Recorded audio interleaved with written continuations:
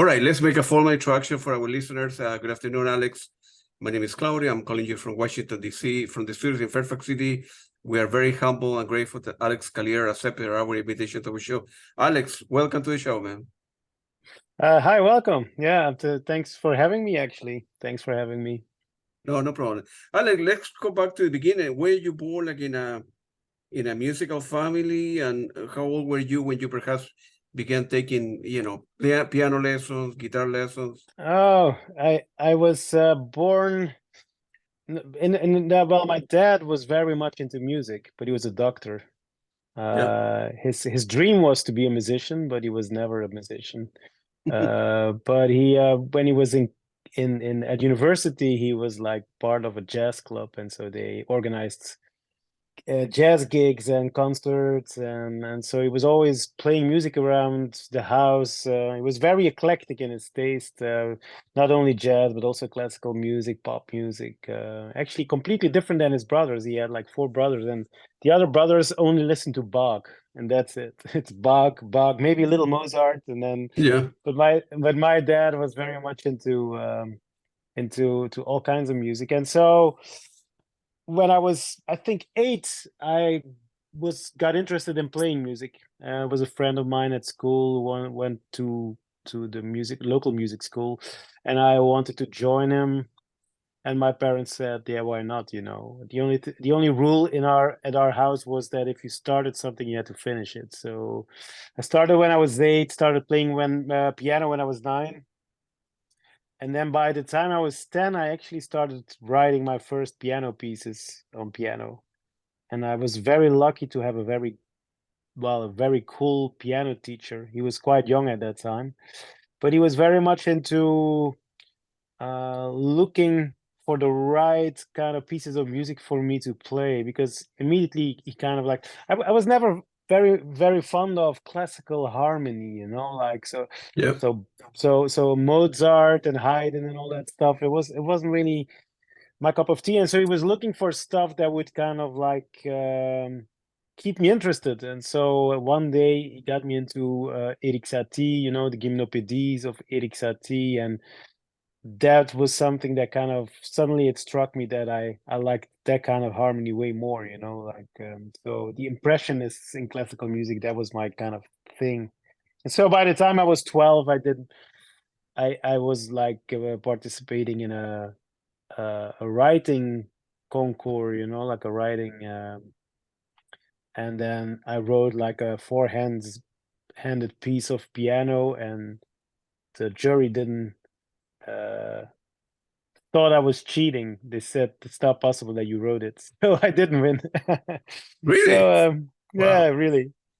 So, but then after 5 years, when I was 13, I got into electric guitar, and I was like, listening a lot to pop music by that time. Of course, I was the youngest of 3, so I was the youngest of 3 boys, and so my brother had a friend who had an older brother, so he brought like records to my brother, so I listened to what my brother was listening to, and so I was like, when I was 12 years old, I was listening to the Simple Minds and Depeche Mode and all that kind of stuff, because I, of course, had the influence of an older brother.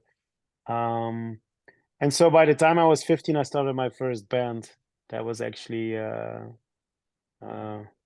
like a very poppy kind of naive kind of thing, but it was cool, like we did a couple of gigs, and by the time I was 17, when I was actually in the studio with that first band, that was the first time I ever, when I was in a recording studio, and I was 15, and it was a demo studio. It wasn't a great studio, but immediately I kind of realized that, recording music is also a language like any other language, and I had difficulties communicating with the engineer. I wanted something a bit more etheric or a bit more kind of dreamy, and so by the time I was 16, I knew I wanted to become a sound engineer, slash musician slash producer slash, like I was actually quite quite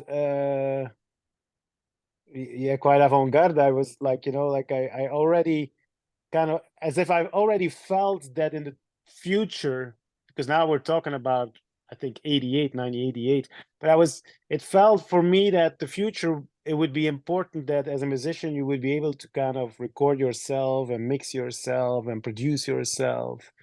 And so I went to film school actually in Brussels when I was 17, really young. I was the youngest in the whole school. I was young. I was living in Brussels on my own. And there I met Frank Duchesne, our first keyboard player. And actually, in life, it's quite interesting to see that although I wanted to become a sound engineer in Belgium at that time, around 1990, there was not really like a sound engineering school. There was not like in the States, you didn't have Berkeley or you didn't have that kind of stuff. So I was obliged to go to film school and do everything like camera work, video editing, film editing, and sounds, and also soundscaping. I had a very good teacher who got me into soundscaping and got me into making soundtracks with noise, just daily noise. And actually, that was what inspired us. That was what inspired that first Hoover record, or Hooverphonic record. It was kind of like we got the idea, like, what if we combine these kind of weird kind of stuff from La Musique Concrète was like a movement in the 60s in France with Pierre Henry was one of the big kind of like composers. And we really liked what he did because he had this one track that they played at the local indie disco. Every week they played it. And it's just a combination. He wrote it for Maurice Béjart for like a ballet or something. And so it's a combination of a rock band and his kind of weird kind of stuff and sounds and weird soundscapes. And that it was actually the start of Hooverphonic. Kind of like we got a sampler and we got an Atari 1040 ST. We got like a Juno 106, couple of things, like, and we started making these demos. And the cool thing was because we were young and me and Frank both went to film school, we were able to do everything ourselves. We could record, we could mix the demos. We were even like the first shows, we were even programming the light show. We had the computer like running along for the sample. So we thought like, well, then probably we can like have the light show also like, time locked with the beats. And so we programmed the whole show. And that's how we started. So it's kind of we were really young actually. That was when it all started. Yeah, and then, but what about, so if you were that inclined in music, why you didn't apply to like equivalent of the Berkeley here, right, or Juilliard school, like a music school? Did it have? Yeah, you guys didn't have or no? Or? Yeah, we had that, but I wasn't really.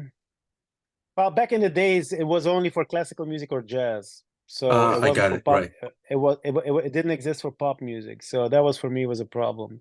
You could do it in London, but that was too expensive for my parents. They couldn't afford it. So, but in the end, I also wanted to be free. I didn't want to kind of learn all these harmony tricks and stuff. I wanted to kind of follow my gut feeling. And it was like it's almost like, if you want to become a director, a movie director, it's better to learn camera work or to learn how to edit yourself to do that, because then it's going to be easier to talk to your crew because you know how it works and you can communicate. It's like it's like a language. And pop music mainly is also a lot of production. It's a lot of treatment of sound. So I was really intrigued by that, and I thought like, writing songs, I can already write songs. I can play piano, I can play guitar. So I don't need to learn that. I need to learn how I can produce it, how I can record it, how I can make it sound interesting.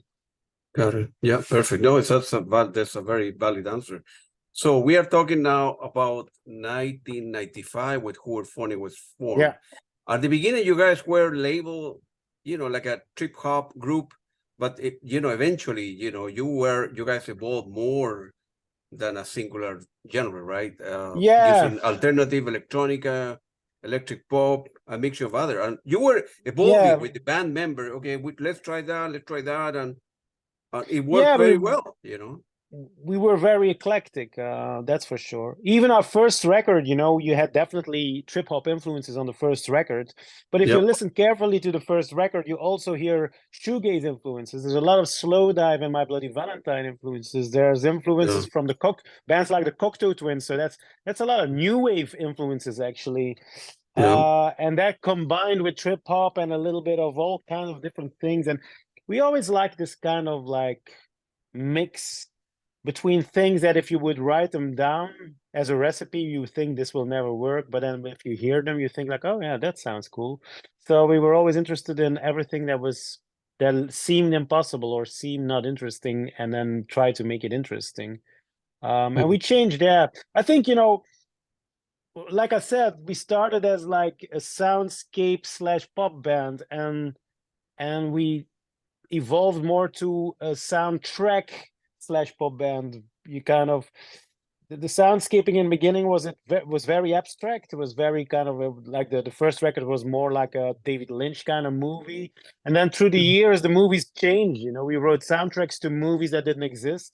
And so sometimes they were a bit more romantic, sometimes they were a bit more acoustic, sometimes they were very electronic, sometimes it was a bit more of a James Bond movie, and then other times it was a bit more like an art house movie or something. It's kind of like, you know, we were always inspired by film, I think, and we try to make different soundtracks, and that's why all these albums are quite different. They evolved, but in the beginning, like I said, it was very electronic, almost kind of cold, kind of like, and then it started to become a bit more warm. Then we started using a lot of strings and orchestrations and all that stuff. But in the end, you know, I think it's also very typical Belgian to kind of be eclectic. We live in a country with a lot of different cultures, you know, like we have a Latin culture and a Germanic culture. So it's kind of like as a kid as well, we always listened to all kinds of different kinds of music, Italian music, German music, American music, English music. So we were really like, you know, inspired by so many different things. I think that's quite cool in a way, kind of like we were always very open-minded, let's put it that way. Yeah, absolutely. No, I completely agree with you. So now you're going to be touring from June to December, Romania, Turkey, Belgium, of course. Is there a possibility to come to United States too? I know it's very expensive for bands. You need to pay like a visa, which Yeah, is very expensive to come here, you know, because that's here too many bands like your area, you know, of course the Hooverphonic, the London Grammar, the Crane, the Lash, and so on and so forth. You know, many of these bands, High Sakai, they're very popular here in the United States. So you guys can do very well, and you can. But then again, how you come here? You know, the expense, right? well, that's the problem. Last time we did it was, I think, in 2018. We did a couple of shows in the States, but it was so expensive. It costed us a fortune. It's like you say, you know, like the work permits is like already $11,000, and you didn't even pay a ticket, you didn't even pay a hotel. So we definitely Wow. want to do it again, but we need to find the right agent and the right way to do it. It's kind of like, you know, but it's true. Like last time in LA, it was great. You know, it was a great gig, great people, great audience. We love to play in the States. We did it a lot back in the days. So if financially we find a way, we definitely would come to the States with a lot of pleasure. Yeah, because we're here where I live, Alex, in Virginia. I'm like 10 minutes, 15 minutes to Washington, D.C., Maryland. So in this area, right, this tri-state, every band comes this way. And I mean literally every band. So I'm able to see, I don't know, between 50 and 60 shows a year I go. You know, music is very, very important to me. So I'm able to see a lot of shows. So every band do very well. But then again, right, how you come here, you know, that's the spend because you guys can do very well here. Yeah, you will need to book, I don't know, 10, 15 or 20 gigs to make it worthwhile, right? Yeah, well, yeah, that's the thing, you know. That's why I said like we need a proper kind of a booking agent to kind of do that, because otherwise it's like for 3 or 4 shows, it's now you can't do it. It's like not enough. No, right. You don't, right.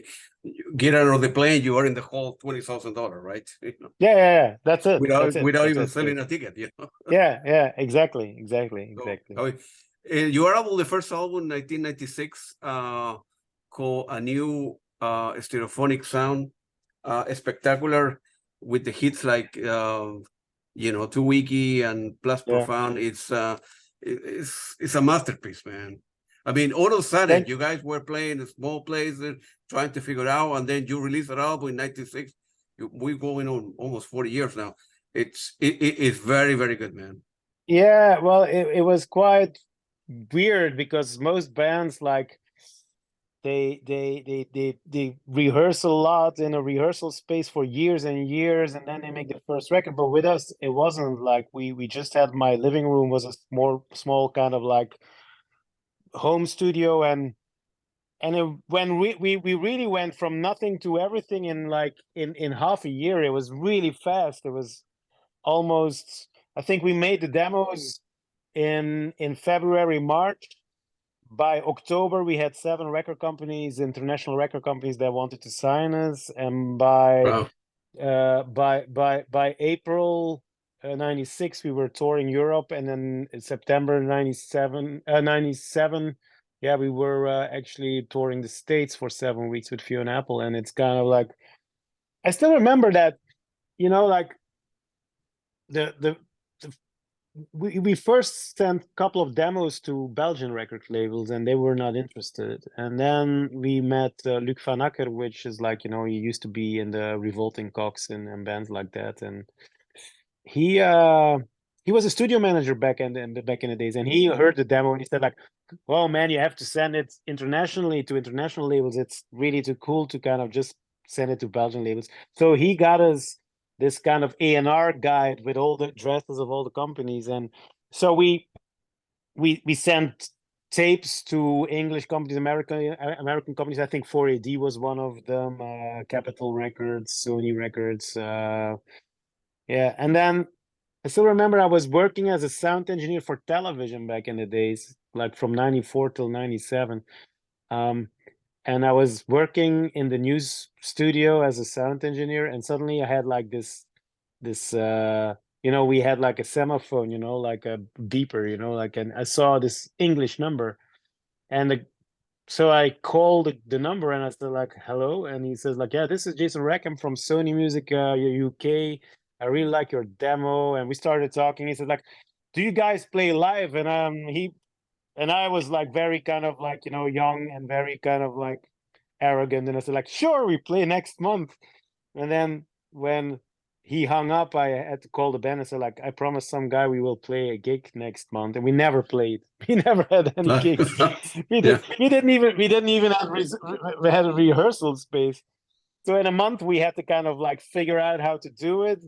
And then 1 month later, you had all these labels coming over to Belgium to see us play live. Ooh. And then actually basically what kind of did it was a guy from EMI Publishing, and he wanted to sign us as well. And we didn't even know what publishing was. We were like, publishing, what is that all about? And he explained it a little. And he said like, for instance, I think this track to Wiki would be great in a Bertolucci movie, Stealing Beauty. I'm gonna send it to them and let's see what happens. And we were laughing because like we're Belgians, we're very kind of down to earth, very. So we were like, sure, whatever. Bernardo Bertolucci will say yes to a Belgian song that is not even recorded. And 1 week later, he called us and said like, "Yeah, you're on the soundtrack. You're the opening track of the soundtrack of the album.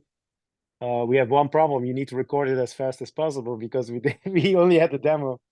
And then at that point, also our singer left, so we had to find a new singer. So it was quite hectic. But it was really like, it went really fast. It was like a roller coaster ride. It was like we didn't know what was happening. It was like, what are we doing? Suddenly we were like playing in London on MTV live. Like I still remember that I was a sound engineer for Belgian television, like I said, and I could kind of organize my schedule quite easy, but at some point it became so busy with the band that I had to go to play in London for MTV, but I had no holiday left. I couldn't get a free day off, not a day off.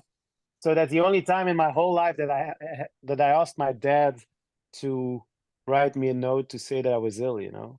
And then I went to London, I played a gig, and the next day I came in the newsroom again, and everybody said like, "Hey, that was great yesterday, live on MTV. We saw you." And I was like, "No, no, no, I was ill. I was back home.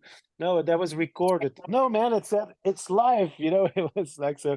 That was the time when I realized like, okay, maybe I have to become like a professional musician. I have to quit my job. So I quit my job, and my mom said like, "No, you're not gonna quit your job. It's a good job and it pays well and it's security." And I was like, "No, I'm gonna travel the world, mom. I'm gonna become a rock star."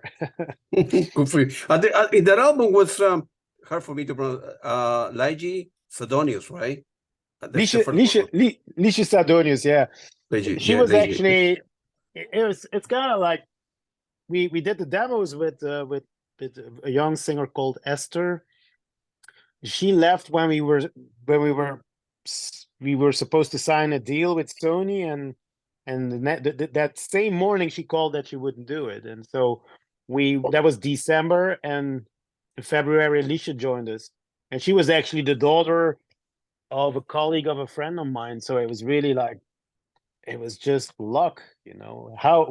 What are the odds that a friend of yours is working with somebody whose daughter is a good singer? It was like I still can't believe it happened, you know.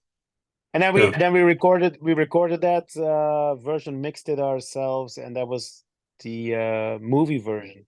And then we did it again with Roland Harrington for the album in London. We went to London to mix the album with Roland Harrington. And I still remember we were like, you know, I was still learning how to program music.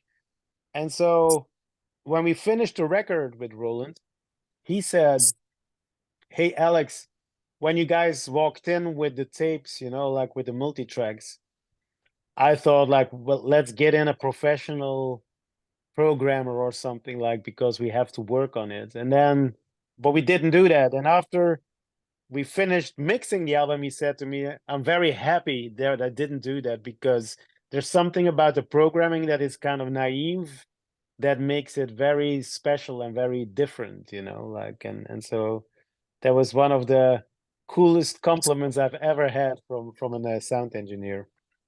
Yeah, that's good for you, man. There is a track there in the album, because I was as I was preparing question for I have all your music, so I listened to all your stuff in the last 3 days. And there is a track that I really like, and you don't play that live that often because you have so many to choose from. But Plus Profane. Yeah.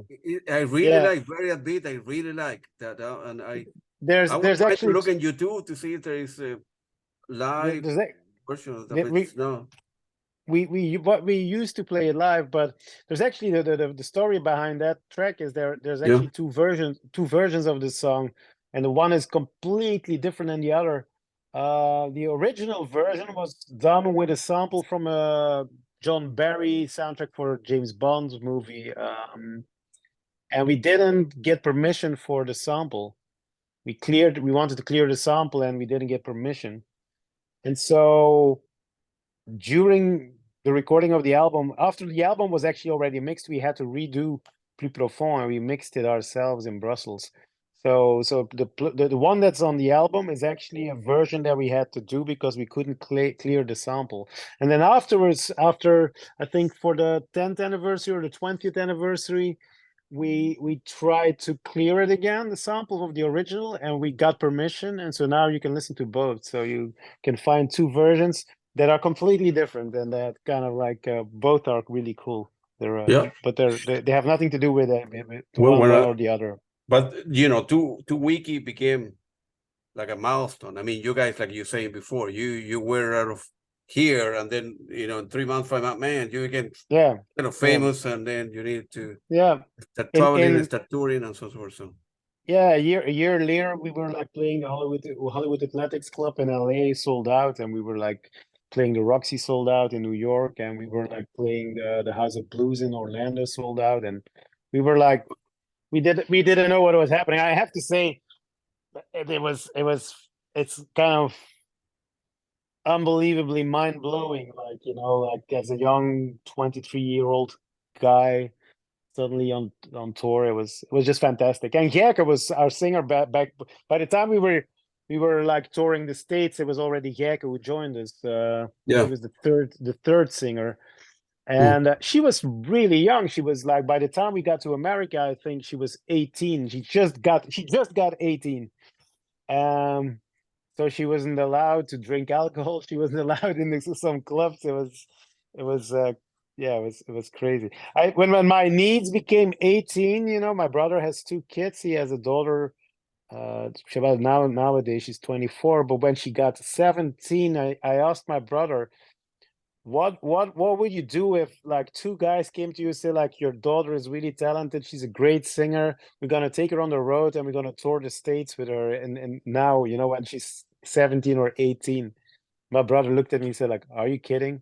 I would never allow it. I would never say yes. Yeah, I said like, yeah, yeah, yeah. I don't have kids, but I said like, yeah, if I would have a daughter, I would hesitate, I think. Yeah. Absolutely, yeah.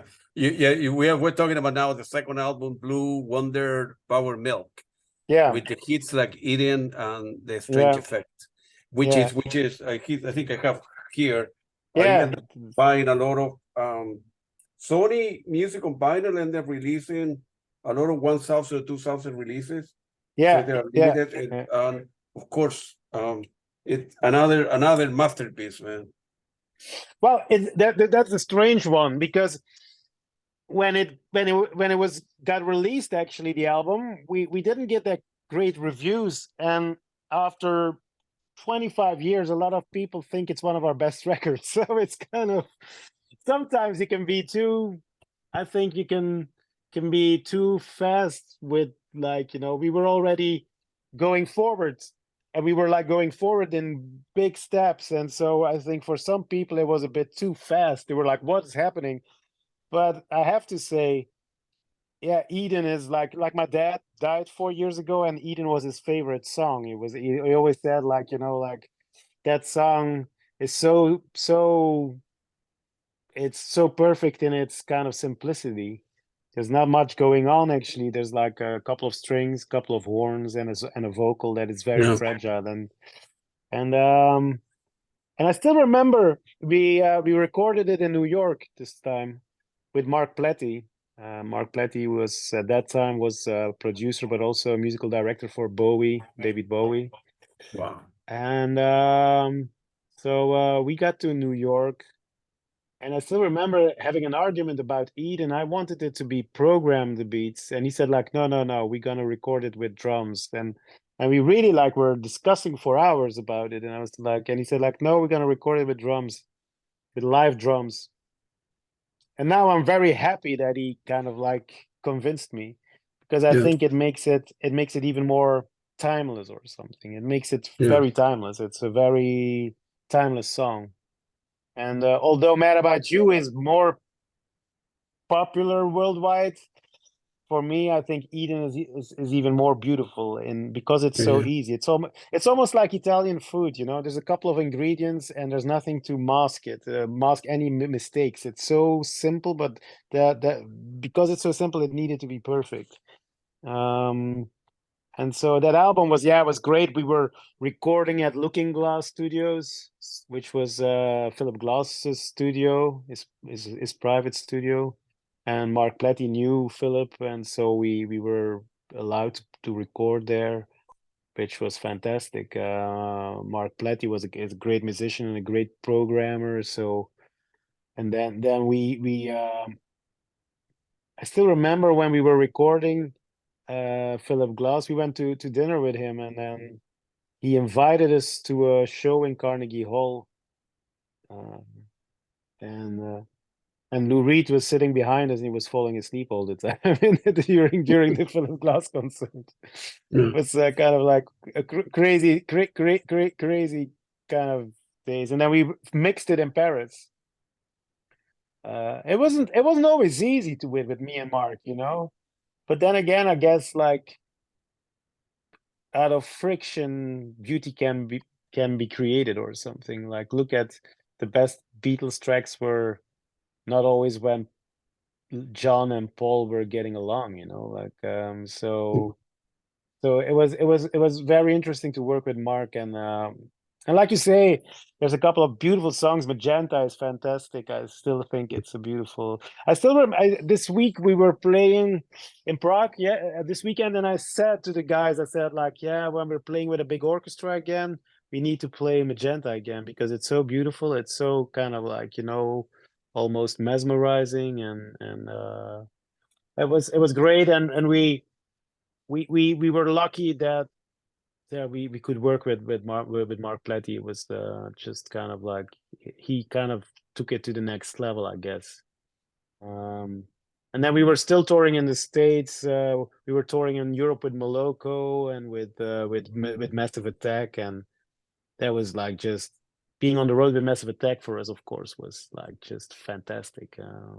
They were really nice guys as well. We were like really, that was just amazing. And we were playing in the Roseland Ballroom and in New York, and we yeah, there was and what the funny bit was that back in the days videos were so expensive, you know, like we spent so much money on videos. I still remember we were recording the first video for Club Montepulciano, and we recorded it in Paris, that video, and we looked at it and said like, no, we don't like it, let's throw it in the bin. We just threw it. Was like $50,000. Here we go, put it in the bin. And we started again, and then we did Eden with Liz Friedlander in the States. We recorded that in LA in the desert. Like everything was possible. That's what I love about the 90s, you know, like it was like, so the 90s, everything was possible. It was like there were eclectic times as well. I think if you listen to the charts in the 90s, you had really commercial stuff, but you also had alternative stuff. Portishead were in the charts, Massive Attack were in the charts. You had like, you know, like I think it was a very interesting time, and I'm very happy and very glad that I was kind of young in the 90s, because it gave us a lot of opportunities and a lot of, like I said, financially we could do whatever, you know, because we were like back in the days, at some point in our career, I think we had like $1 million of debt. And then, you know, but we kind of like paid every euro, every dollar back, because we could sell albums, you know, we could sell records, and so because of that, there was also a lot of budget, so you could like, you're really like, you know, do crazy stuff. But then again, you know, like great architects always say, like there's two interesting budgets, like a no budget where there's nothing, or like the sky's the limit budget. That's the two most interesting budgets, you know, like if you have to be creative with nothing, or you can do whatever you think and do it, you know, like and I kind of believe that nowadays. We're in my studio here, you know, like I have my own studio, but back in the days that was impossible. Nowadays with a laptop you can make fantastic records. So the evolution, the evolution that we went through, like the technology revolution, you should call it, was incredible, you know. Yeah, I kind of like technology. I'm the only one in my family. My brothers are very conservative on that part. I'm kind of like, I always like new stuff and new ways to record and new ways to express myself. Absolutely. Was any pressure from Sony, your record label at the time? Oh, great album. Always.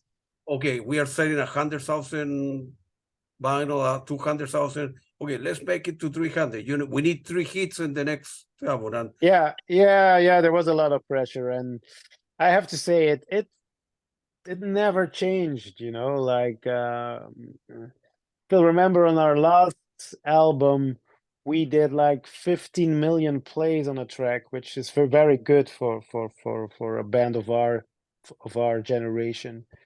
And then still, it's never good enough, you know. It's like, you know, I always said that to record companies. I said like, well, it's never going to be enough anyway. So right, what difference does it make? So what, like you said, what this difference does it make? So we never cared about it too much. We said like, whatever. But there was a lot of pressure, and then Frank left the band because at that point we didn't get along, me and him, and we became a trio. It was even that bad that a part of the tour we did with Boloko, I even didn't go on the road. I stayed in the studio working on the soundtrack I did. And then at some point after the tour, he left the band. We became a trio, and then we made the Magnificent Tree in '99 already. Yep. And that was kind which of which is this album, of course. Yeah. It's kind of like, that was kind of, I have to say, I have to thank Annie Roseberry for that. She was like the international A&R of Sony Music in London. Annie Roseberry, she was, well, I really liked her a lot. And we started the album with a trio of a German engineer and 2 English DJs. And we made like 3 or 4 tracks, spent quite some money on it. And when they were finished, she listened to them and she said to me, like, Alex, is this the way you want to go? Is what you want to do, And I said, like, well, I'm not sure, actually. I don't think so, actually. She said, like, well, no, I don't think this is the way you should go anyway. So let's start all over. You should do it yourself. And then I said, like, okay, maybe I should do it myself. Because like I said in the beginning, I have this kind of way of doing things that is maybe not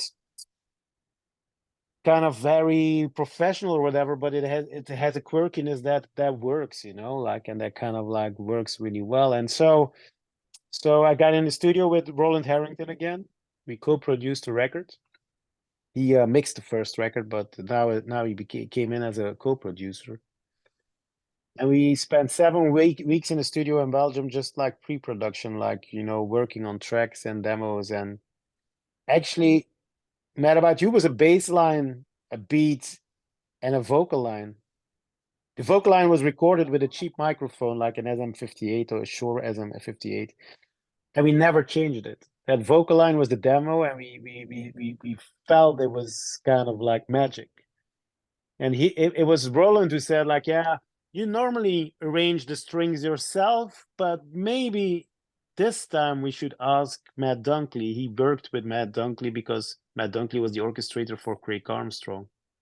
And I said, like, yeah, why not? Let's give it a go, And so Matt Dunkley got the bass line, the beat, and the vocal, and he wrote like the string arrangement. But back in the days, you couldn't program it. So I still remember going to a studio in London, Master Rock. It no longer exists, but we got there, and that was the closest I got to listening to a Hooverphonic song without any pre-knowledge or something. Like the guys from Pink Floyd say they would give millions just to be able to listen to Dark Side of the Moon without having written it, without having produced it, without having even played it. Just kind of like a virgin listening session of that record. And Mad About You for me was a bit like that, because we were in the studio with the orchestra, and the orchestra started to play that fantastic kind of arrangement, and we all had goosebumps. It was like, whoa, what is this? This is great, like.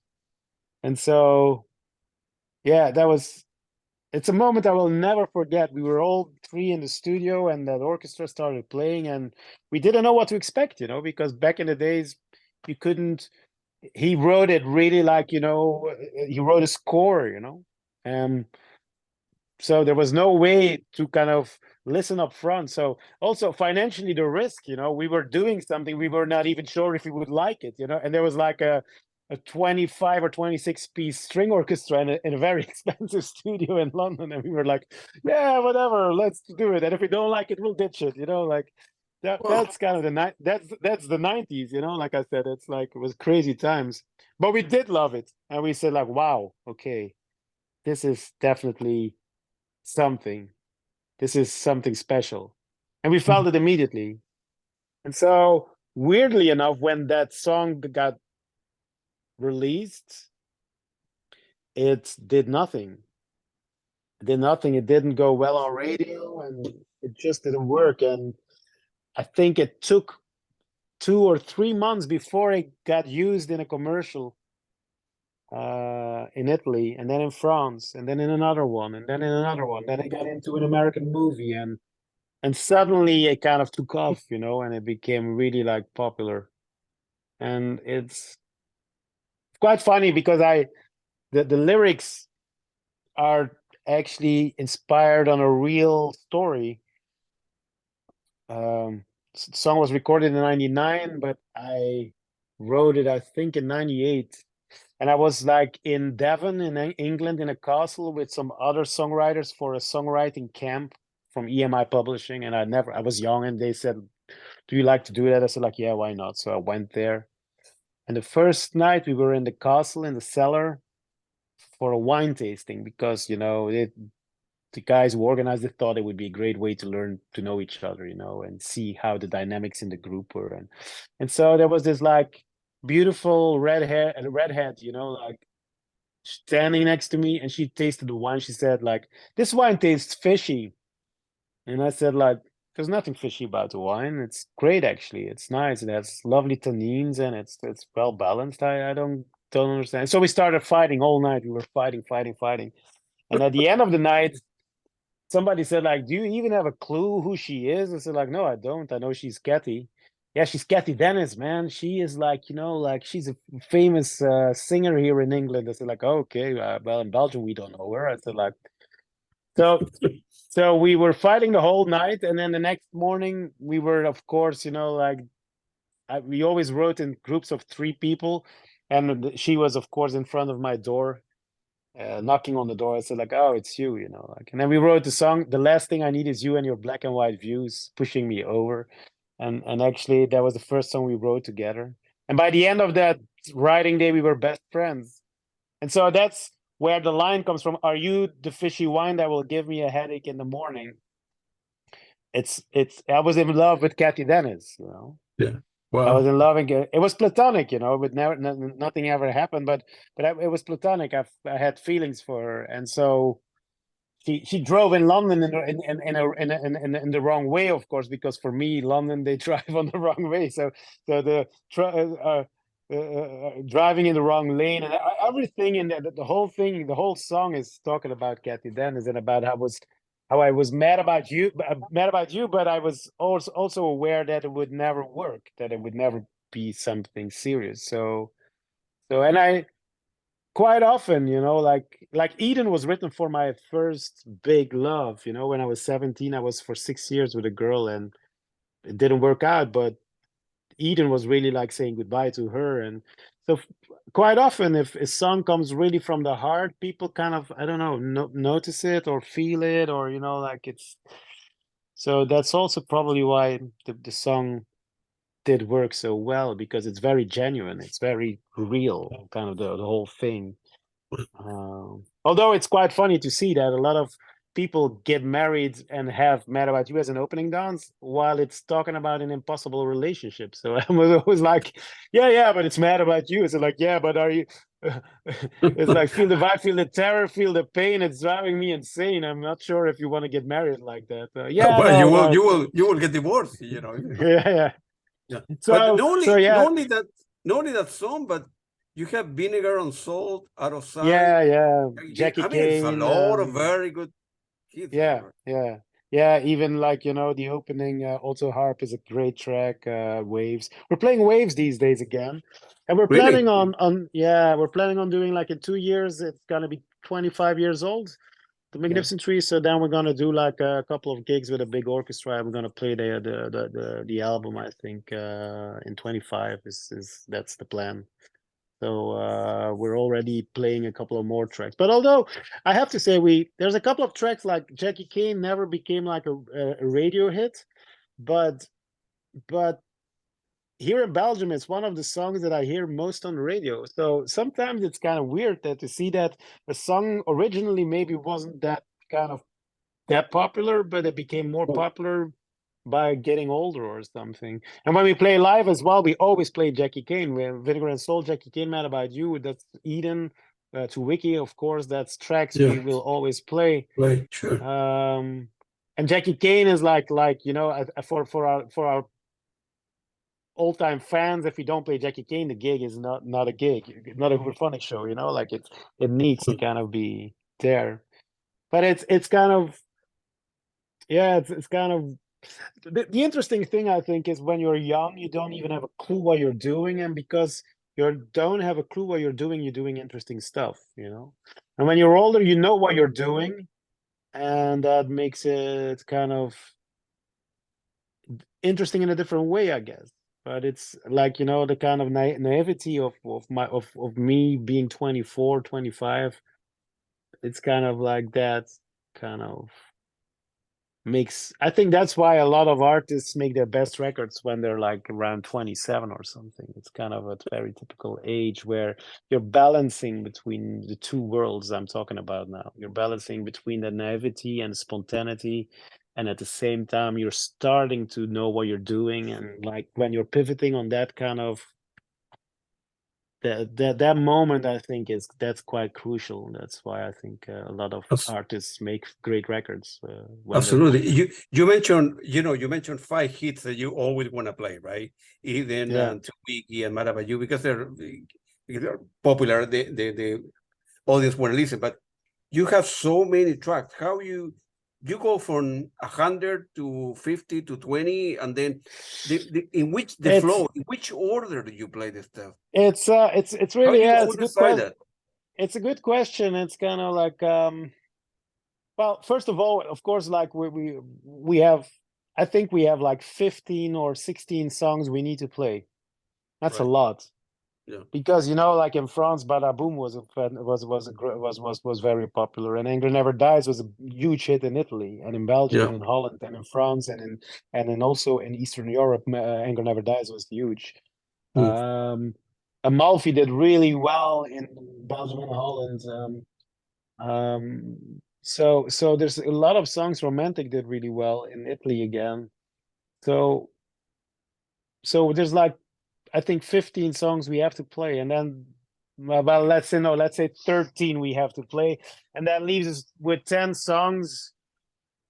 We always do a couple of songs, like now we're playing Waves, we're playing like some new songs that are not out yet. That's for the first time in our career, actually, that we're playing songs that were not released yet. We're and then we can always, like, you know, play a couple of all-time favorites, you know, like Stranger from the president of the LSD Golf Club, we played for years. We're now playing One Way Ride, the second track of Blue Wonder Power Milk. So we always we did Renaissance Affair for a while. So we always look for those songs, a couple of songs that we really kind of that we want to play, you know. We like one of my favorite songs on the first record is Someone, and I'm already thinking about maybe playing it again in the fall. We're gonna play a tour with a quartet again, with a string quartet, and then very acoustic. And then Someone was like also for me a very beautiful song. So we always play, like, you know, like a mix of hits, album tracks, and new tracks. That's always what we do. And the running order, it's kind of like, you know, taking your audience on a trip. I think it's very important that the dynamics of the dynamic flow of a show needs to be kind of like, it needs to take you from one part to another part, and it kind of like, I see it as a traveling through a landscape, you know, and you want to go from the sea to the mountains to the, you know, like, and that's how I kind of, my gut feeling tells me how to do it.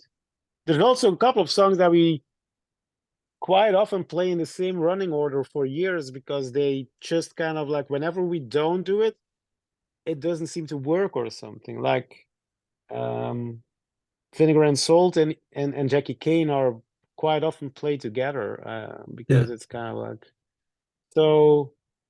But the cool thing is we're an eclectic band, so we have like up-tempo songs, down-tempo songs, we have energetic songs, we have songs that are very floaty. And I like that kind of, that's why, for instance, Crosby, Still, Nash and Young made great records, you know, they were very eclectic. You had like, you know, the Marrakesh Express, and then Almost Cut My Hair, and A Man Needs a Maid, and Our House, all on one record. And I love it. It's like the 60s were really very interesting on their behalf. The Beatles as well, you know, you had the Helter Skelter on the White Album and Bungalow Bill. How do you combine that, you know? Like Compared to it's, yeah. but that's kind of, I think that is, for me, music. It should be more than, I think we're now living in very formatted times, you know, everything needs to be put in a format and it needs to be boxed and labeled, and I don't like labels and I don't like to be boxed. I like to kind of like, you know, be free and play music, and every day asks for a different song, I guess, you know, so yeah, at this moment we're playing a couple of new songs. We're ending the show with One Way Ride, and Fake is the New Dope is actually the title track of the new record that's gonna come out at the end of the year or beginning of 24. We're somewhere around that time. A song that's actually talking about fake is the new dope, about how far can we go in fakeness, you know, like how far can we go in auto tuning and photoshopping and botoxing and filling up whatever body parts, and how far can you go before it becomes completely preposterous or completely ridiculous or completely stupid, actually. But at some point, you know, like I'm not saying that it always needs to be live, because, like, for instance, romantic, the strings are not real and still it works, you know. So it's kind of like, I am not completely against it, but I think live is about the right balance, you know. And sometimes we're losing I'm thinking we're losing balance sometimes, which is kind of weird or something. I think we should balance more between technology and being human, between, Well, you know. think about it with AI and the technology and people on social media and people bringing phones and record the whole thing. They don't see it, they post it, and it's and people going to Facebook, I don't know, 10 times a day to see if they have a message or they need to reply to something. We as if we live in a different world altogether, you know. Yeah, definitely. And sometimes, you know, when people are filming, like, you know, during a gig, I think like, okay, if you film for 1 minute, whatever, because it's your favorite song. But still, for me, it's kind of weird if I go to see a band and they play my favorite song, I want to be in the moment. I want to That's enjoy right. that moment. Yeah. So I don't want to record it on my phone, because first of all, the sound is crap when you listen at home. It's not the same as being there. It's lacking dimension. But that's who I am, you know. Like it's true that I don't even use my Facebook. I don't even have an Instagram. I try to kind of focus on what's important to me making music, and try not to have too much diversion or something. Yeah. But on the other hand, you know, like, it's also good technology. Like AI could be interesting, you know. Like a chatbot will never write good lyric, I think, but it could kind of give you an idea, maybe, and then with the idea you could almost like collage art or something, you know. You could have like a chatbot write a really bad lyric, and then you could look at it and say like, oh, but this is interesting, or that angle is interesting. Then you take parts of it, you start meshing it up, you start kind of fiddling around, and you humanize it again, and you make it, because that's the whole thing. Like, in our lyrics, you know, there's a lot of second layers, it's a lot of humor, there's a lot of, and if you ask a chatbot to kind of like write a Hooverphonic lyric, it's completely dark, and there's no subtlety. It's kind of, it's only dark. And I'm like, but the lyrics that we write are not only dark, there's also humor in Mad About You. There's also kind of like, and so, but like I said, like, you know, sometimes with a bad photo you can make marvelous art, you know. Absolutely. No, I agree with you. It's having a good balance within life, real life. You know, people don't read books anymore. Everybody read the PDF, you know. Young kids like my son, right? I buy a lot of music, and I beat a lot of it, a lot of vinyl, a lot of my music collection is about, I don't know, 10,000 between vinyl, CD, Blu-ray. I have, you see something in the back, but I have 4 floor, right? But young kids anymore, they don't understand the 5.1 or Atmos or that load MP3. They listen 10 seconds to something, whatever it Yeah, next. That's yeah. It's the as skip, if they live the it too skip. fast, you know, they don't enjoy life, you That's know. that's the skip culture. But then again, Yeah, that's also the trouble with streaming, of course, and YouTube. It's like the value of music is gone, you know. It used to have a value. You had to buy a record. You had to kind yeah, of like, I still remember as a kid, I sometimes bought a record, and when I came home, I thought like, oh, I'm not sure if I like it actually. But then you paid like $15 for it, which was a lot of money. And so then you kind of force yourself to listen kind of 5, 6, 7 times to it. And then sometimes you would think like, oh, actually, it's actually really good. You know, it's like, it's kind of, absolutely, yeah. because good music sometimes has to grow on you, you know, it's kind of That's like, right. That's right. Yeah. not always instant love. It's kind of, it sometimes needs some time. And I still remember, OK Computer, when it came out, I I was like, I was not sure what to think of it. And then everybody said like, yeah, it's great. And I was like, I don't know. And then it took me 10 times to listen to it before I really, really enjoyed it. And I thought like, oh, this is a masterpiece. So, so yeah, but we paid for a vinyl or CD. So we treasured music, Yeah, and absolutely. kids don't pay for it anymore. So it's kind of like, yeah, it's just fast food. That's what it became, you know. Yeah, no, absolutely. And if you look at it, you know, like a lot of music is just kind of preset music, and that's kind of sad because, like, you know, it's kind of it's like, yeah, it's fast food. It's really fast food. It's like, and like you say, and that's the kind of music you listen to and skip to the next and next because it's kind of, it's made with templates. When I see engineers saying like, yeah, this is my mixing template, and I'm like, I never have a template. I start from scratch every song again, you know, like, because I don't want a Absolutely. template. I want Absolutely. to Yeah. build a song, I want to build a piece of music, and every piece of music has its own kind of needs and whatever. And so Yeah. yeah. Alex, in the year around 2000 for the European Football Championship that took place in Brussels, of course, you guys performed a 12-minute long track called Visions that became the theme of the championship. And, you know, any soccer match or any is watched by, I don't know, 100 million or 200 million, a billion people. And then again, you guys raised the bar again, and you began even, Yeah, you know, so yeah, you wanted to be anonymous, but you couldn't do anymore. we did it because Raymond is a big soccer fanatic, so our guitar player, so, and we said like, yeah, why not? But let's do it. So, but it was quite amazing to do so. It's it was almost like surreal or something to be in that stadium, and even although I don't like soccer, I kind of like enjoyed that match.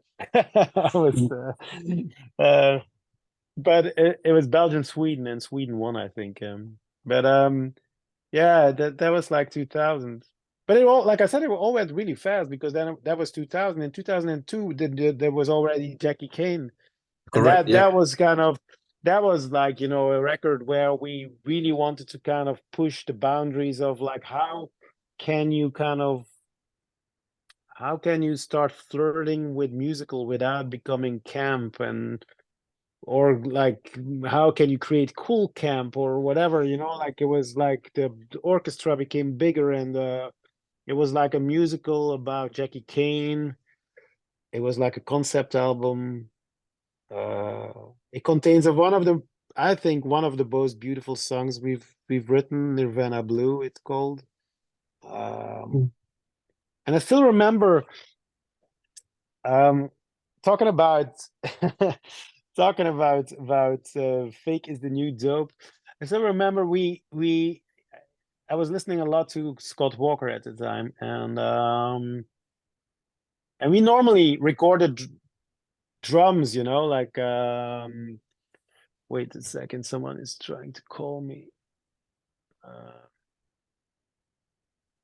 And so let me check. Oh no, it's okay. No, I'm fine. And so we used to record like the drums first and the band first, and then when everything was ready, then we would record the strings, you know, the orchestra. And it was a 37-piece orchestra that we recorded in London in Olympic Studios.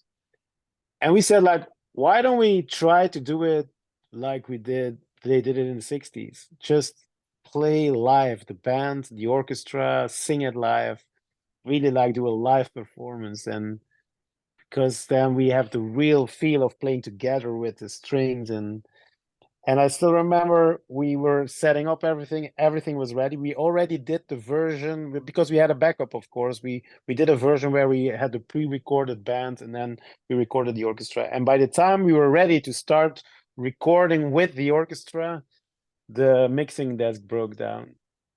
And they were trying to fix it, and it was difficult. Couldn't get it to work. And then finally, they got it to work. And by that time, the time with the orchestra, we ran out of time. And back in those days, it was like union, kind of like in England. It was like in Belgium, we would have done it, you know, but there it was union. They said like, no, it's a new session, 37 times, whatever.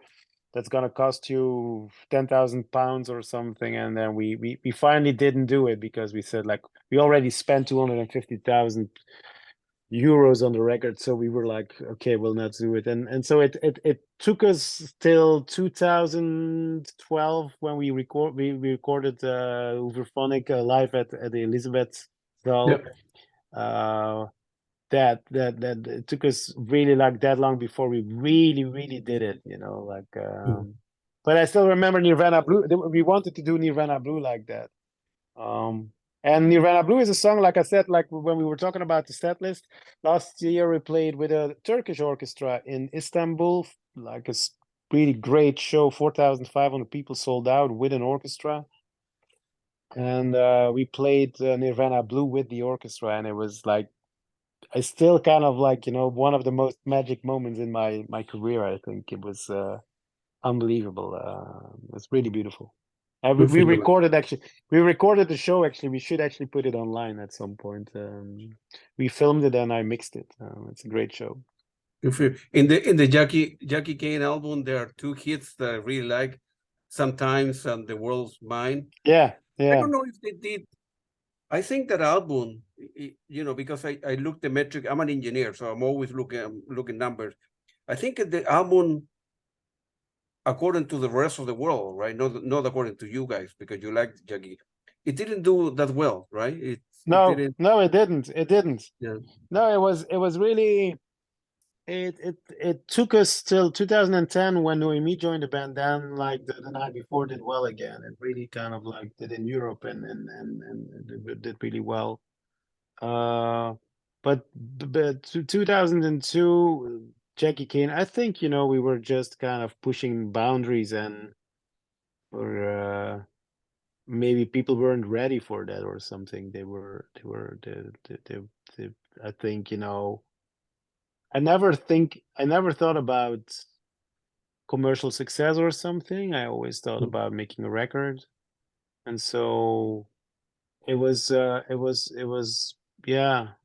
Although like sometimes it's a song we have to play live. It's like this is one of these songs that if we don't play it, like our fans in Italy and Holland and France, they're not happy. You know, even this weekend that we played it in Prague, and I said to the guys, I said like, well, it's not our favorite song, but we know we have to play it because otherwise people aren't happy. And so we played it, and the whole crowd were like singing along. And so it's kind of like one of the songs. It's actually the funny bit about the song is that it wasn't even written when we were mixing the album. I wrote it during the mixing of the album because I was a bit bored, and I had like in the recording space of the studio in Bung Junk and Genius in London, I kind of set up a small kind of program kit with a laptop and sampler and a drum machine and a synthesizer. And so like I said, I was listening to Scott Walker again a lot at that time. And so I listened to Young Man Cry, the Walker Brothers song. and I sampled it, and that's sometimes. But the funny bit is that we recorded a version of Sometimes a year later, 2003, on the Sit Down and Listen to Hooverphonic record. And there's an American rapper who actually sampled it, and then finally didn't use it. It's a pity because it was quite cool actually. I heard the track because he wanted to clear it, and so it was like us playing with a string quartet. So that was quite funny to see that. It's also like on Lemonade, the Beyonce record. In the credits, it said sampled from Isaac Hayes through Hooverphonic to Wiki. Like they really liked to Wiki and they wanted to sample to Wiki, and then saw that there was a sample of Isaac Hayes, so they finally sampled Isaac Hayes. But they thanked us for for inspiring them. So I got it. Yeah, and 3 years later, you did in 205, you did No More Sweet Music, which is a double album. I think you ended up composing like 40 track, but only like 20 or 11 or 12 words. It was, yeah, we wrote a lot, and then we did like a remix album, and we did it also in surround. We mixed it in surround with Ronald Prent. That was like, to be honest, there are songs on their record that are so beautiful, like You Love Me to Death and Music Box and We All Float and Ginger, and it's actually an underestimated record, I guess. By that time we used huge orchestras, but if you listen to You Love Me to Death, it's kind of it's just fantastic. Like Ronald Prent mixed it and did also a great job. The way he kind of made the dynamics, kept the dynamics really big, you know, so it starts really low and you put your amplifier louder, and then suddenly the strings come in and the orchestra, like you feel like, you know, like it's like the wall of sound, you know. I was like very much into wall of sound at that time, I guess. But it's like, it's an album, like I said, now the younger guys in our band, they really love that album. They say like, oh, it's a fantastic album, No More Sweet Music. It's really, really great. It's so again, you know, I think we were like just maybe too much ahead of our time or something. Although, you know, it still did well, you know, like it still sold like 150,000 copies or something, which for a Belgian band was fantastic. But it's like I said, like then we did the President of the LSD Golf Club, which is our favorite record ever. We love that record. It's like, really? You know, it's recorded live on tape. It's very psychedelic, and it got really great reviews, and it sold nothing. But we knew that because there's no singles on there, so we knew it was a difficult one. That was like an album we did for ourselves. We actually wrote it and recorded it for ourselves. It was absolutely. And then Geike left. Then Geike left, and and then we said like, okay, now we want to make chamber pop. I was listening a lot to the Divine Comedy at that time, and like I said, still to a lot of stuff like Goldfrapp and the Walker Brothers, and so by 2010 we met Noémie, and we recorded the night before. We did it on our own budget. We didn't have a record company, and then Sony signed us again, actually. Because we left Sony for the president of the LSD Golf Club. And so between 2006 and 2010, we were like, we had our own label signed to Pias, you know, like Play It Again, Sam. And so by 2010, with the night before, Anger Never Dies, we were signed to Sony again. That was actually the time when we kind of paid that last dollar of debt back to Sony. It's like, you know, the $1 million were gone by that time. So it's the night before was great fun, you know, like it kind of had that James Bond inspiration. It had that kind of like, you know, like And Noémie, everybody always says like Geike is the iconic singer. Of course, she's the iconic singer because she sang on Eden and Mad About You. Yeah. But then again, like I think Noémie was an amazing singer as well. And if you look at how she started with the band and kind of like was a rough diamond, which was like almost not polished. And 2 years later, she was performing with a big orchestra and was like really like a diva or something. That was kind of like a metamorphosis that was quite intriguing to see, how somebody could in 2 years time could like evolve from this kind of young student into like a diva. Yeah. And it's You- quite talking about interesting to this album. yeah. It's quite interesting to see that that the live version, like Mad About You live, the orchestra version in the Elizabeth Hall in Antwerp, still kind of like it has like almost 170 million views on YouTube. Yeah. So it's like our most watched video on YouTube. So it's kind of like crazy to see how an evergreen was reinvented and kind of got huge again, and also on Spotify, I think, the original is between 1 million a month and the live recording is around like 300 to 500,000 a month. So it's kind of, and it keeps on going. It keeps on kind of like being played. So that was kind of quite cool. But I have to say, with Noémie, it was cool to. I had huge fights with Geike.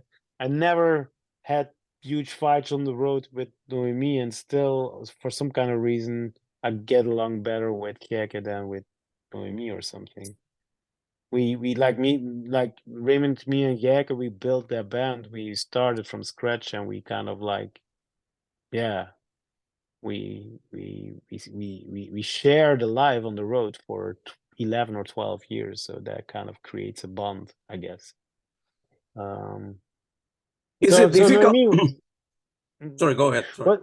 No. So ask away. It's No, Noémie it's a wonderful. I mean, all the singers that plays in the band are fantastic. I imagine that you guys go through a filter of 10,000, 5,000, 500, 5 to 1, and it's very difficult to do. The thing is that I think we have the singers left, and we had to reinvent ourselves. It forced us to reinvent ourselves. That's right. Forced us it forced us to evolve, and it kept the band fresh in a way. So we were always really good at spinning negative stuff into something positive, me and Raymond. We always thought like, okay, this is sad, Geike leaves. But we were always feeling like it's not the end of the book yet. It's the end of a chapter, but we have to write a new chapter. And so we kind of kept on writing chapters, like with Noémie, with Luka, with in Wonderland, another of my favorite albums, like in Wonderland, where we have all these different vocals. Yeah. Beautiful songs like which is this guy, which is yeah. It's like it's also a great record. Moving is fantastic. God's Gift, Bada Boom. It's yeah. It's also an eclectic album, but in a way it's really cool. All these vocals, in Wonderland, the title song is fantastic. Wrote by Janie Price, and absolutely, so it's so yeah, the singers leaving was like, from one hand it was tough, and on the other hand it was a blessing. It was a blessing and a curse at the same time.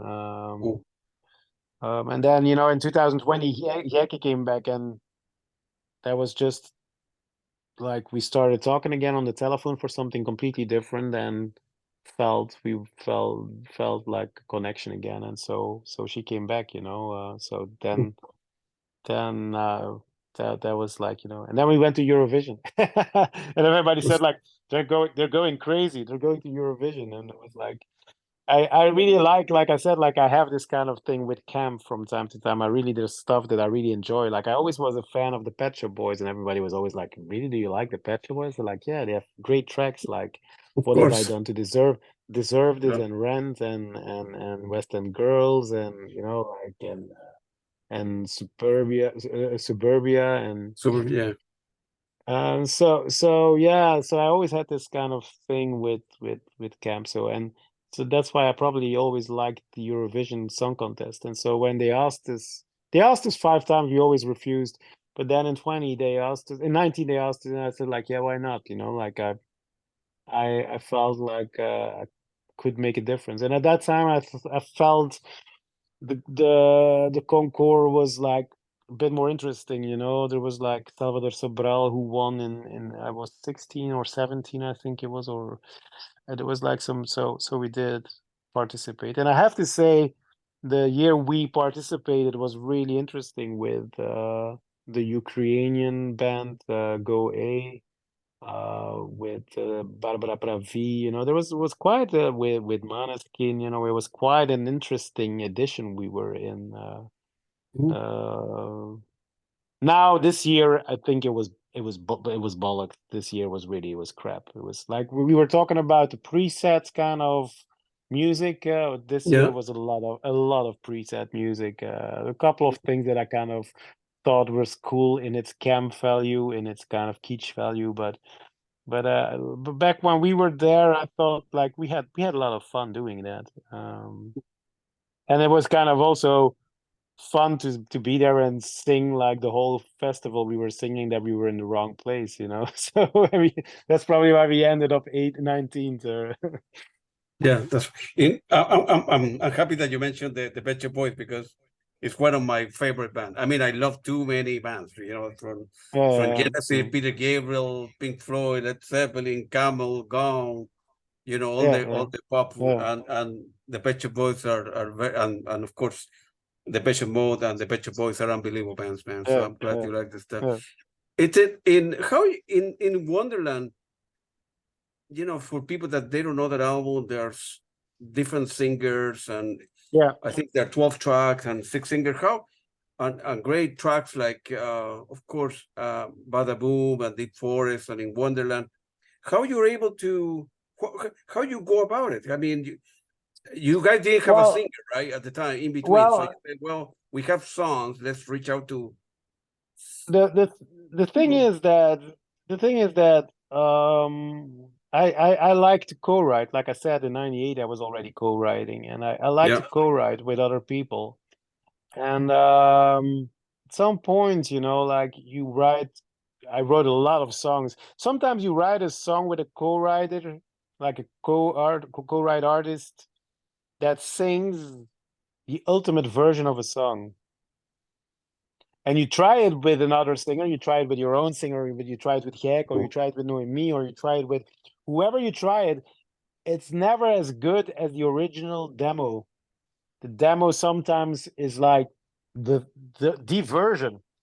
And so Bada Boom was already on we tried it already a couple of times. We tried Praise Be, we tried In Wonderland, but they were all songs. Whenever we tried to re-record them with a different singer, we were never pleased. And so when Noémie left, we were actually, the first thing we said to each other is like, now is the time we can actually release these songs. They are great Hooverphonic songs, and we just asked the original singers if we can use the original vocal, like, and make it like a kind of Massive Attack kind of thing where we have different vocals on a record.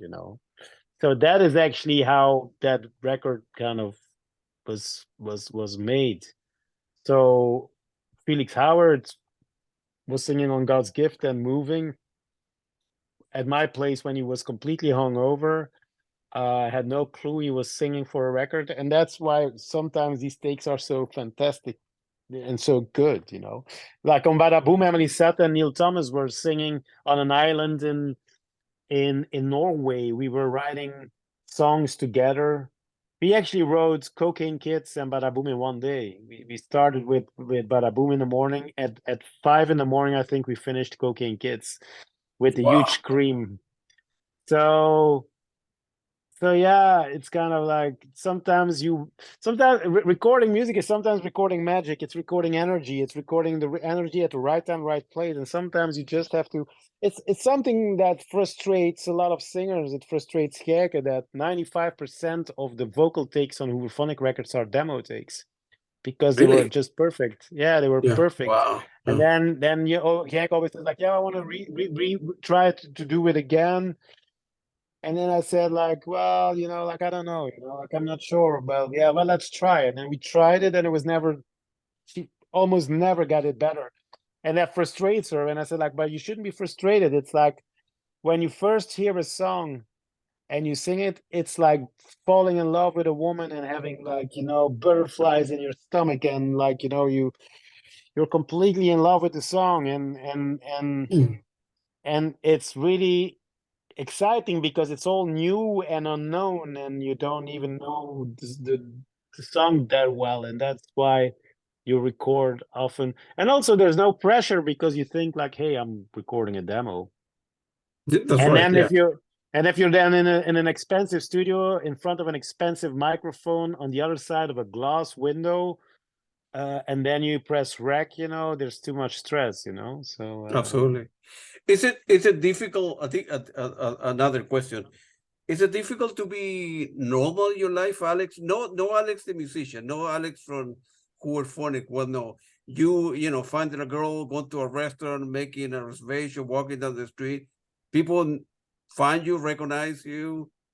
they do, but they do, but to be honest, Belgium is a great country on their behalf because Belgians are very intimate, kind of like intimate kind of people. Yeah, So they are not extrovert. So they would sometimes ask me for an autograph or a picture or whatever, but most of the time they let me be. And I still live in the same town I was born in, and also because yeah, people know me here, they're used to see me around. yeah, So it's kind of like, like it's kind of okay. And then, like the great thing I think is when I was 27, I wanted to be world famous, like, like for instance, like Coldplay or something.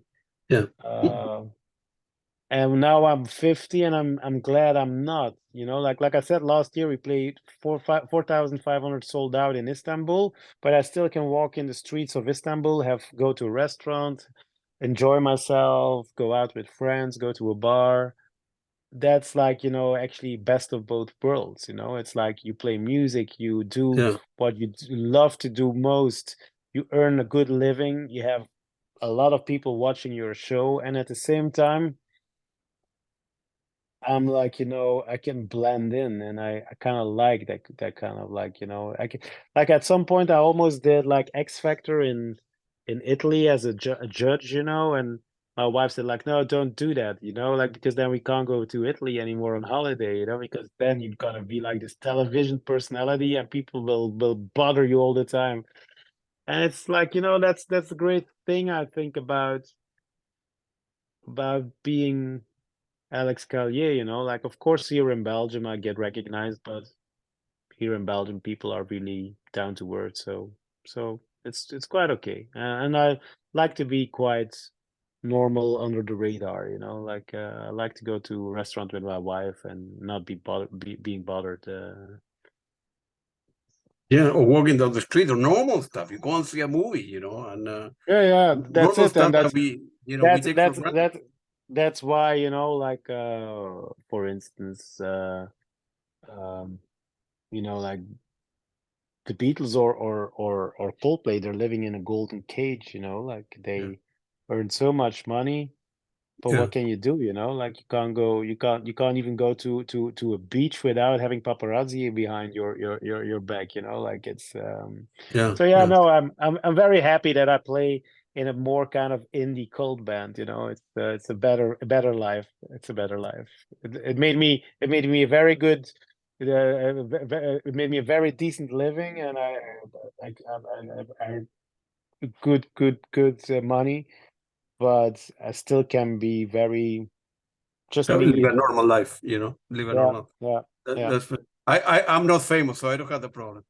The last I was checking Bandcamp and Spotify out, and the last two tracks, especially the first one, Por Favor, and then Don't Think are from 2023. Where's the motivation for Por Favor? Because I'm a Hispanic guy, right? I'm from Latin America.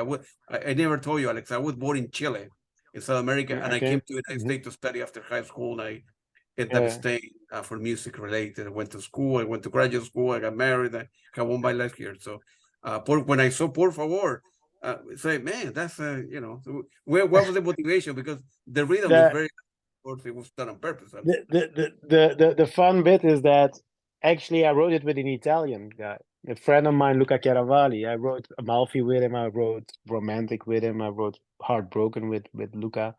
And he's a friend I met at that camp in Norway as well, and I was at his place and he made this kind of backing track and with samples that he cut up, mariachi samples. And I liked it and we started writing a song with it. And at some point we wanted to say per favore. I said like, no, per favore, that's not working. That's too many syllables. We need something shorter. And so he said like, well, I'm sorry, we'll have to do it in Spanish. Por favor is like rhythmically is like, but actually the song is inspired by Calexico, that band from from Arizona or Arizona, yeah, I think so. And Manu Chao, and it talks about respect and relationships. It's actually like a song about how a guy is like really impolite to the singer and where she says like, you could at least, if you want to try to seduce me, at least you can be like, respectful or something. Absolutely, like, absolutely. So, but it still has that kind of like, it has that kind of Western vibe with the guitars, down, down, down, down, down, down, down, down. It's like, it's still a Hooverphonic song. That's a cool thing about Hooverphonic, it's a different movie. This time we write a song for some kind of Tarantino movie, and that's Por Favor, like it's and Don't Think is just really weird because the male vocal you hear on Don't Think is Luca's dad. He's 84-year-old Italian. And during COVID, he was Luka has like a heart condition. He has Marfan syndrome, and so he had to stay inside the apartment. His studio is actually an apartment, and his parents live next door in another apartment, so it's two apartments. And so they stayed, the three of them together during COVID, couldn't go out because they were too vulnerable. And at some point he wanted to check the microphone, Luka, because he wanted to sing something. So he asked his dad to kind of check the microphone. So his dad was just like doing silly in front of a microphone, not knowing that Luka was like recording actually that. And so we sampled it. And so the Donatella tinta te qua is actually Luka's dad, like, like scatting away, like, without even knowing he was on a record. And so we sampled it and made a song about depression, because to be honest, 2 years of COVID got me finally after 2 years, I got really depressed for like 2 months. I was really feeling really awful. And it's kind of, couldn't play gigs for 2 years and it was just awful. And then at some point we could play a couple of gigs in France, I guess 3 gigs in France in December. And I still, it was December 21, and I still remember, like my wife had to push me on the tour bus. She had to say like, come on, you have to go. And I was like, I can't. And I was 3 hours on a tour bus and I felt already better. And at night we played a gig in France in Metz. And at the end of the show, I said to the crowd, like, I really want to thank you guys because you're the best Prozac in the world, because I felt it made me, I felt immediately good again. And I kind of like realized that being on the road and playing live is kind of a necessity. It's kind of, it's first of all, it's my social life. It's kind of like, for me, it's like seeing the band and people is like, it's my way of going out and having a drink. And So 2 years without, kind of like, I always thought I was a studio rat, and maybe I am a studio rat, but I definitely need to be on the road and play gigs and see an audience and see people. And so yeah, so and so I was explaining that to Luca's dad, and he said like, hey, Alex, there's nothing between lunch and dinner, like for an Italian, it's like he just said like you have to kind of like live from lunch to dinner, don't think too much, and kind of like, that's because Luca's dad used to have depressions as well, so he knew what I was talking about. And he kind of, he's a funny guy. He's like, hey, Alex, there's nothing between lunch and dinner. If you think about too much about the past, you get depressed. If you think about the future, you get stressed. So live in the now, he said. So live the present, which is very difficult. Yeah, definitely. Living the present is not difficult. Believe it or not, I have never seen you guys playing live, and of course I have all your music, but I'm going to be flying to your country and going to be seeing you guys Friday, October 27th, and then Saturday, October 28th. Oh, really? And which venues? I'm going to. Of course, I don't speak your language. Let me pronounce it. The 27th is Ostende, and the next one is seaside. Deinze. Yeah, Diance. Both. Yeah, Denze. That's close to Ghent, actually. If you're in Denze, you should go to Ghent. Ghent is a beautiful city, actually. My brother lives there, and Ostende is quite cool. It's at the seaside. It's so it's a nice place to be. And the building in Ostende is a nice building. It's a really cool building. It's cool. It's not a big venue. It's a small venue. We do it because the guys kind of like always are really nice to us when we do tryouts. So we kind of like they booked us, and we did it for less money because we have a good connection with them. But that makes it even more intimate. So that's gonna be cool. And Denze, I never played in Denze. I don't even know if it's a cool venue. So it's really? let's hope so. Let's hope so. I would love to take you, the three of you, out to dinner that day when the Friday or Saturday. What's the distance between one venue and the other? The Austrian Dynasty is like an hour.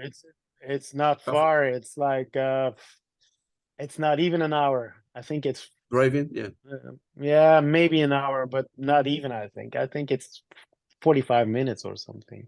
Well, Stanley Ghent is like 45 minutes, and Dance is a little bit out of Ghent, so yeah, maybe an hour, but that depending on traffic. But it's really close by.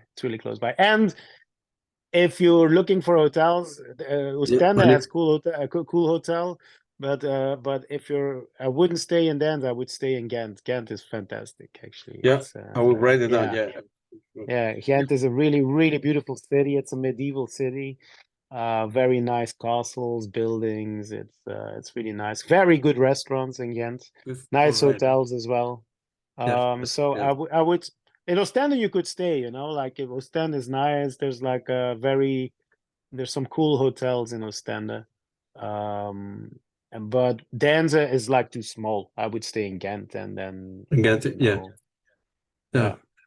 Well, if in between the nights, I would love to, meet the three of you and take you out to dinner or something, go to beer or coffee, whatever you want. And well, we can maybe organize.